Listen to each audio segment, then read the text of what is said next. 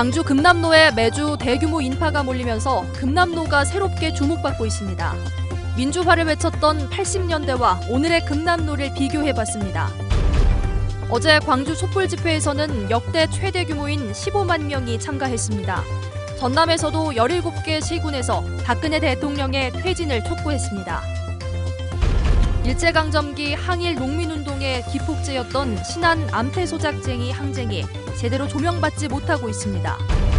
장성의 한 산란계 농장에 대해 전남에서는 네 번째로 고병원성 조류인플루엔자 확진 판정이 내려졌습니다. 여러분 안녕하십니까? 이어서 광주 전남 뉴스데스크입니다. 어제도 그랬지만 매주 박근혜 대통령 퇴진을 요구하는 촛불 집회 인파로 금남로가 가득 차고 있습니다. 금남로는 1980년 5월 항쟁과 1960년 6월 항쟁 때도 광주 시민들로 가득했죠. 그래서 그때를 떠올리는 분들이 계신데 비슷한 점과 다른 점들을 짚어봤습니다. 김철원 기자입니다.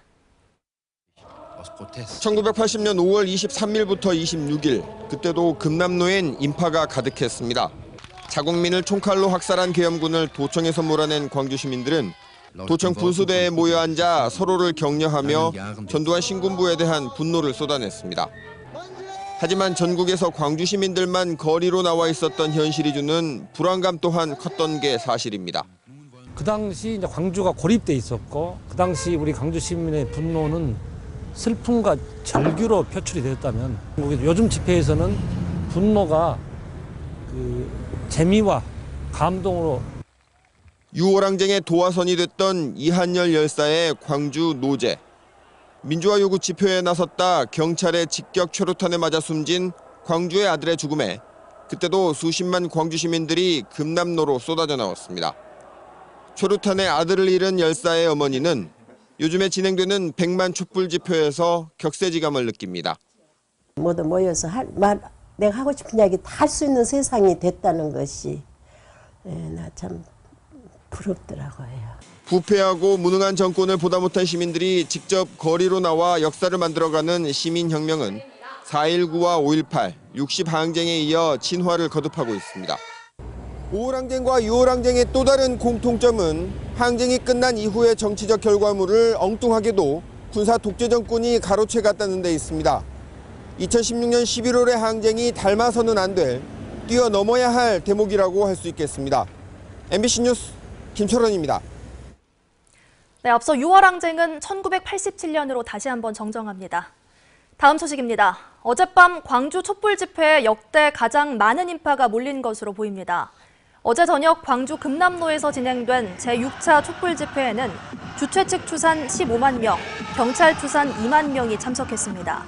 15만 명의 인파는 광주 시민 10명 가운데 1명꼴로 참여한 셈이고 광주에서 개최된 촛불 집회 가운데 역대 최대 인파로 추산되고 있습니다.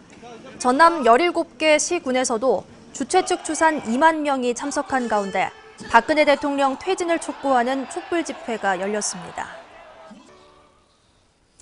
신안 암태도는 일제강점기 항일 농민운동의 기폭제였던 소작쟁이가 일어난 현장이었는데요.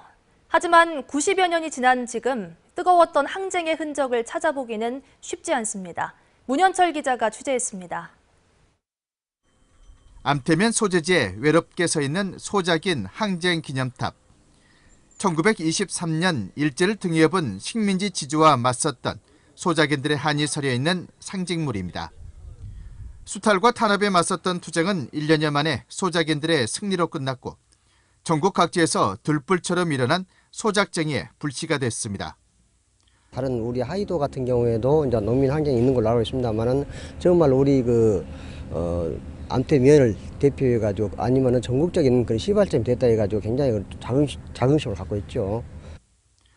농민 운동사에 큰 획을 그었던 암태 소작쟁이는 그러나 세간의 관심에서 멀어지고 잊혀지면서 안타까움을 사고 있습니다. 관련 유적은 20여 년 전 지은 기념탑이 전부, 제대로 된 학술 연구조차 없었습니다. 기억할 수 있는 그런 분들이 많이 사라지고 있습니다. 그런데 이걸 기념할 수 있는 공간이라든가 이런 것들이 없고 오로지 지금 항쟁 기념탑만 남아 있습니다. 그래서 이런 부분들을 조금 더 자료를 수집하고 모아야 될 그런 시점인 것 같습니다. 작은 기념관이나 전시실이라도 마련해 후손과 국민들에게 알리는 게 암태섬 주민들의 간절한 꿈입니다. 요즘 국정 역사 교과서 때문에 홍역을 치르고 있습니다. 이런 가운데 항일 농민운동의 도화선이 됐던 암태 소작정의의 역사적 의미를 다시금 돌이켜 봐야 한다는 목소리가 커지고 있습니다. MBC 뉴스 문현철입니다. 승용차가 전주를 들이받아 3명이 그 자리에서 숨졌습니다. 오늘 오후 2시 45분쯤 영암군 삼호읍 대불산단 도로에서 SUV 승용차가 전주를 들이받아 차에 타고 있던 52살 양모 씨 등 3명이 숨지고 49살 고모 씨가 다쳐 병원에서 치료를 받고 있습니다. 경찰은 차주인 고 씨의 혈중 알코올 농도가 0.059%로 측정돼 음주운전으로 인한 사고로 보고 있지만 고 씨는 운전을 하지 않았다고 주장해 정확한 경위를 조사하고 있습니다.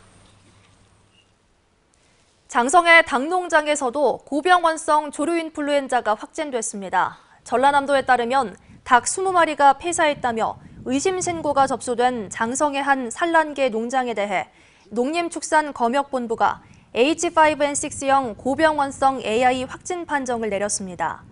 이에 따라 전남에서 고병원성 AI 확진 판정을 받은 농가는 모두 4개 농가로 늘었고 장성 농장에서는 닭 2,000마리가 예방적 살처분됐습니다.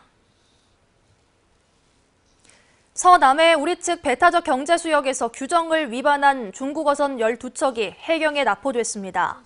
어제 오후 7시쯤 신안군 가거도 남서쪽 58km 해상에서 그물코 규정을 위반한 중국어선 5척과 어획량을 축소 기재한 2척이 해경에 검거됐습니다. 또 어제 오전 7시쯤에는 같은 해역에서 조업일지를 비치하지 않은 중국어선 5척이 해경에 납포돼 목포항으로 압송됐습니다. 해경은 이들 중국어선에는 쇠창살 등이 설치돼 있었지만 납포 과정에서 저항하지는 않았다고 밝혔습니다. 전국 산악자전거 동호인들이 참여하는 산악해안 MTB 랠리가 여수 소리면 일대에서 열렸습니다. 500여 명의 산악자전거 동호인이 참여한 가운데 4번째를 맞는 이번 MTB 랠리는 소호 요트마리나를 출발해 소라 관깃들과 황새봉 산악지역을 거쳐 사곡과 섬달천 등 해안가를 따라 되돌아오는 풀코스 43km 구간과 하프코스로 나눠 진행됐습니다.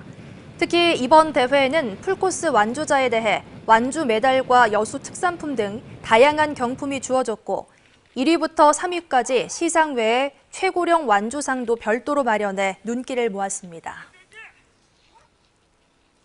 연말을 앞두고 옛 도청 앞 광장의 성탄트리가 불을 밝혔습니다. 오늘 성탄트리 점등식에서는 광주 기독교 교단 협의회가 시민들에게 성탄 메시지를 전했고 찬양 기도와 축하 연주가 이어졌습니다. 빛고울 성탄트리는 내년 2월까지 광주 도심 거리에 불을 밝힐 예정입니다. 기아차 광주 공장이 연말연시를 맞아 광주여대 유니버시아드 체육관에서 소외 이웃 등을 초청한 가운데 나눔과 사랑의 축제 한마당을 개최했습니다. 기아차는 이 자리에서 소외된 이웃들에게 후원금 8천만 원을 전달하고 노사가 함께 비빔밥 500인분을 만들어 식사를 대접하는 비빔밥 퍼포먼스를 벌였습니다.